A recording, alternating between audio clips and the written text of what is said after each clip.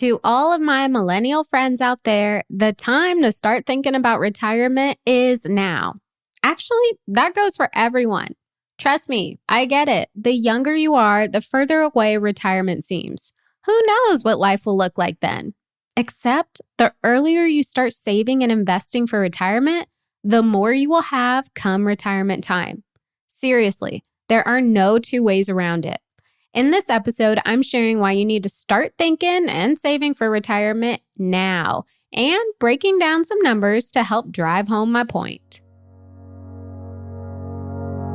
Welcome to the City Girl Savings Podcast. I'm Rhea Reeves, founder and finance coach of City Girl Savings.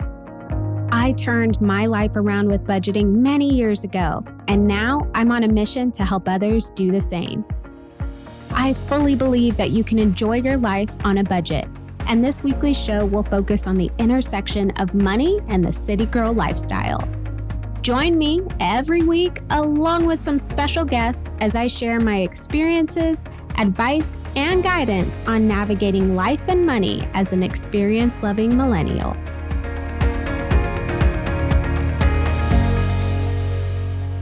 All right, I admit this may not be the most fun episode, especially if you've been putting off retirement planning, but trust me, it is worth sticking around for.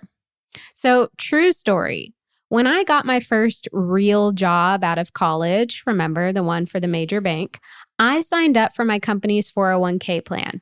They matched 5%, so I contributed 5%. I was 21 years old at the time, almost 22, and looking at the growth of my 401k plan many years later, I can honestly say it was one of the best money moves I could have made. I was doing a lot of other things wrong at the time, and just listen to episode 1 of this podcast if you don't believe me, but at least I got that one right. Now, I firmly believe that contributing to a retirement plan is one of the best ways to build long-term wealth. So let's run through some numbers. Assuming an 8% rate of return, which is the historical average, by the way, a 25-year-old who contributes $300 a month, and let me just say that this can include any employer match, will have saved $144,000 by age 65. The compounding interest earned would be over $860,000, leaving this person with over $1 million saved for retirement. Now, let's assume a 35-year-old who contributes the same amount, $300 a month. This person will have saved $108,000 by age 65. The compounding interest earned would be just over $330,000, leaving this person with about $440,000 saved for retirement. Certainly not bad, but also certainly not over $1 million. And finally, a 45-year-old who contributes the same $300 a month will have saved $72,000 by age 65. The compounding interest earned would be about $105,000, leaving this person with just over $177,000 saved for retirement. That is the power of starting early. The person who started the earliest, the 25-year-old, will have over $1 million saved come retirement time. The 35-year-old, not as much, and the 45-year-old, even less. And that's because compounding interest is what really helps you build that wealth. The earlier you start, the more time you give your money to grow and the more money you have. Now, if that wasn't a big enough reason to start thinking about retirement, like right now, here are a few more reasons. Obviously, the earlier you start, the more you will have, and you don't need to save as much to have that high number after so many years. But on the flip side, the longer you wait to start contributing and saving for retirement, you'll need to save even more to get to a comfortable number. So let's go back to the example. $300 a month, which can include the employer match, that's about $150 a paycheck if you're paid biweekly. That's a lot more bearable than, let's say, $300 a paycheck or $600 a month because you waited and now you're making up for lost time. And even then, even if you are increasing what you save every paycheck, you're still not guaranteed the same kind of return because you don't have as much time.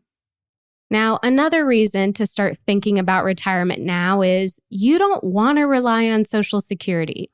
According to the Social Security Administration, on average, Social Security only makes up about 38% of a person's retirement income. So if Social Security is your only hope, you will have 62% less than what you need to live comfortably during retirement. Now, please don't get me wrong. There is nothing wrong with taking advantage of the options available to you. I mean, we're all paying for it right now, right? But really think about how much of an impact only 38% of your income at retirement would have on you.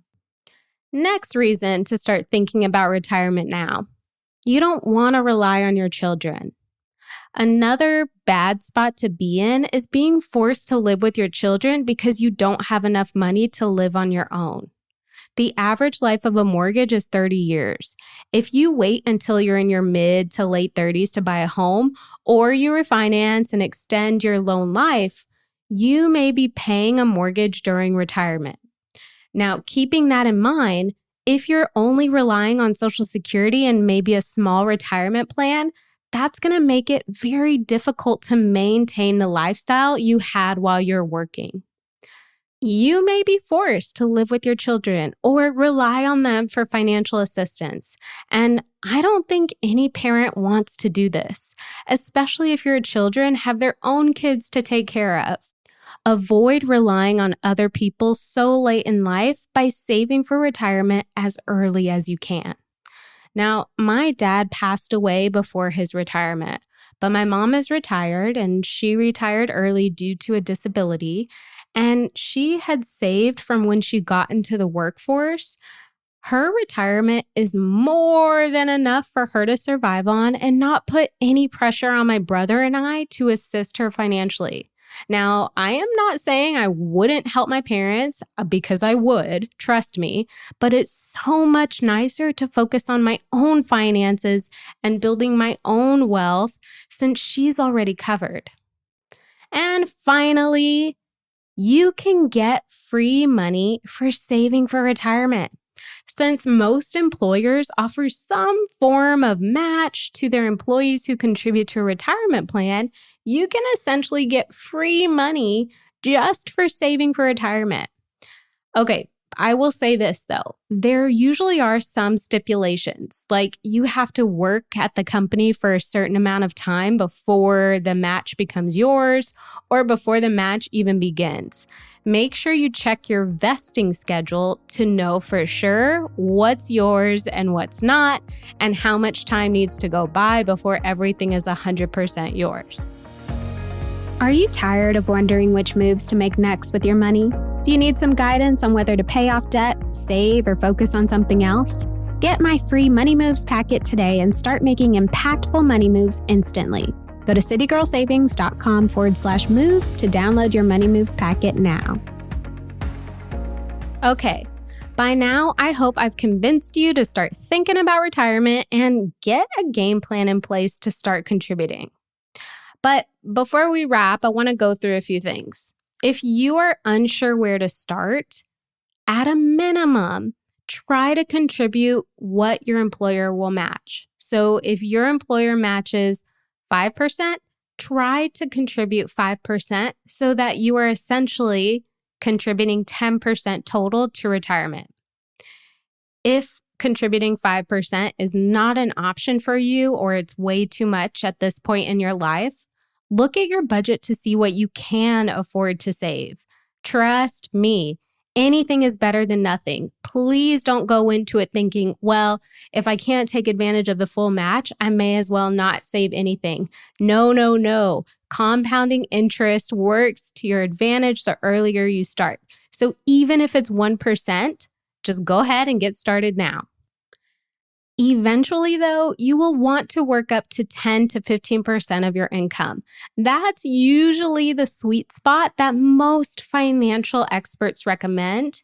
However, if you really want to guarantee you're taken care of, you'll want to max out. Currently, the annual contribution limit for a 401k plan is $20,500. Now, that may seem way too much, and trust me, I get it. I couldn't contribute that right now, but it's nice to know like what your cap is, right? So there's always something to work towards. Now, let's say your employer doesn't even offer a retirement plan.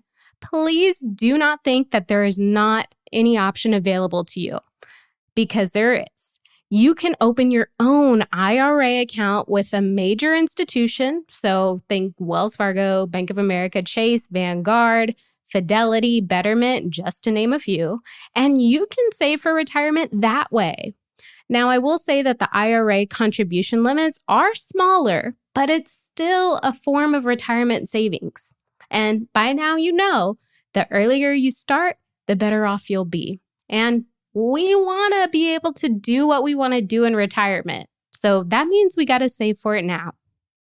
Okay, one more thing before we go. I want to end by breaking down the difference between Roth and pre-tax contributions. Roth contributions, whether it's to an IRA or a Roth 401k, mean post-tax money. So you've already paid taxes on the money that is going into the Roth account. On the flip side, pre-tax, so pre-tax, a traditional 401k, traditional IRA is pre-tax, taxes are paid when you take that money out. So when you retire and you get that money. Not sure what you should do? Well, start by thinking about what you think your life will look like in retirement. For me personally, I would rather pay the taxes now, get it over with, and no matter what my life looks like come retirement time, I'm good. I don't have to worry about taxes. I probably will have multiple rental properties and business income. And, my goal is to be in a higher tax bracket when I retire than I'm in now. So that means I should probably pay taxes on my current tax bracket now and not have to worry about it when I retire. However, if in retirement time you don't want to do anything, you just want to relax, you don't plan on spending money, you don't plan on having all this properties and things to manage, you just want life to be simple, well, maybe pay taxes then. Don't worry about paying taxes now. Pay it when you retire because you'll have a lower income and therefore be in a smaller tax bracket. Again, think about what would be best for you. There is no right or wrong answer. All right, I hope this episode has inspired you because the time to start thinking about retirement is right now, my friend. And believe me, you'll be glad you did. Thank you so much for tuning in to City Girl Savings today. I hope you feel empowered and inspired to master your money as you make your way to your dream life. Make sure you subscribe so you're the first to know when a new episode comes out. I truly value your thoughts and feedback, so please leave a review and let me know how this podcast has impacted you. Can't wait to chat soon and make it a great day.